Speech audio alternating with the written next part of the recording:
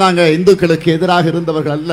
திமுக இந்து விரோதி இல்லை என்று ஸ்டாலின் சொன்னதை இந்த முழு வீடியோவையும் பார்த்துவிட்டு நீங்களே முடிவு செய்யுங்கள். ராமனின் செருப்பு தான் 14 காலம் தேசத்தை ஆண்டதாக அவர்களின் அவாள்களின் புராணம் சொல்லுகிறது.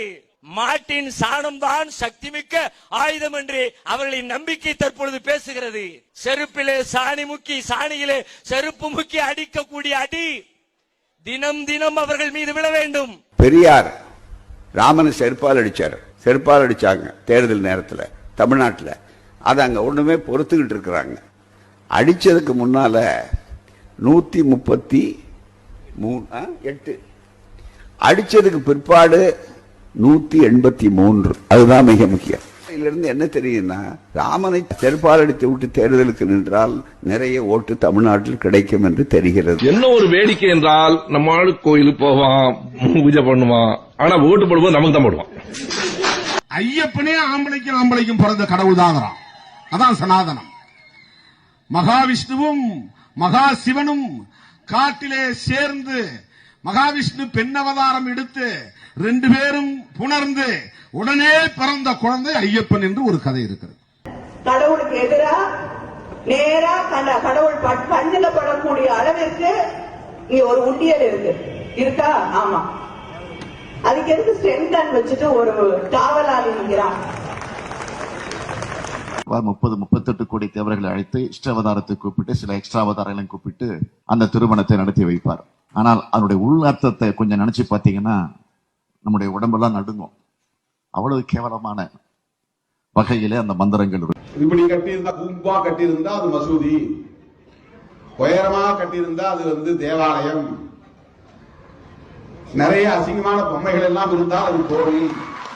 கோயில்ல போயிட்டு முருகா என் பொண்டாட்டிக்கு மாறு ரொம்ப சின்னதாகுது, கொஞ்சம் பெருசாக்கு, இல்ல அதை ஆள் வச்சு காப்பாத்து. முருகர் என்னமோ பிராட் டிசைன் பண்ற மாதிரி என் பொண்டாட்டியோட மார்பகங்களை காப்பாத்து அப்படின்னு சொல்லியிருக்கேன். அவர்னா ஸ்பெஷலா உன் பொண்டாட்டிக்குன்னு தனியா இரும்புல பிராட்சா கொடுப்ப. நாரதருக்கு நல்ல அழகான பெண்களோட உடலுறவு வச்சுக்கணும்னு ஆசையா. அதுக்கும் அவர் நாராயண வேண்டி போறாரு. சரி, நாராயண கிட்ட வேண்டி போகும்போது நாராயணன் என்ன சொன்னாருன்னா, நாரதா நீ போய் ஃபுல்லா போ, அங்க ஏதாவது அழகான பொண்ணு கிடைக்கும், அந்த அழகான பொண்ணை நீ எடுத்துக்கோன்னு. இன்னும் அருமையான கடவுள். உண்மையிலே எனக்கு வருத்தமா இருக்கு, நாராயணனா பிறக்கலையே நம்பி போய் நாராயண வீடு வீடா திறக்கிறாரு. அங்க பார்த்தா எல்லா பெண்கள் மடியில நாராயணன் படுத்து கிடக்குறான். வீடு வீடா போல ஊரா போறான். எல்லா வீட்லயும் நாராயண எல்லா பெண்கள் மடியில படுத்து கிடக்குறான். இந்த கொடுமை கேளுங்க. பிள்ளையார் சிலை உடைச்சீங்களா? உடைச்சேன். ராமரை செருப்பால் அடிச்சீங்களா? செருப்பு வந்தது எதுக்கு அதை வேஸ்ட் பண்ணணும்னு அடிச்சோம். மகாபாரதம் முழுக்க முழுக்க விபச்சார ஏடு, அவ்வளவுதான். அதுக்கு போற விபச்சாரத்திலேயே பிறந்து விபச்சாரத்திலேயே வளர்ந்து விபச்சாரத்திலேயே முடிஞ்ச கதை.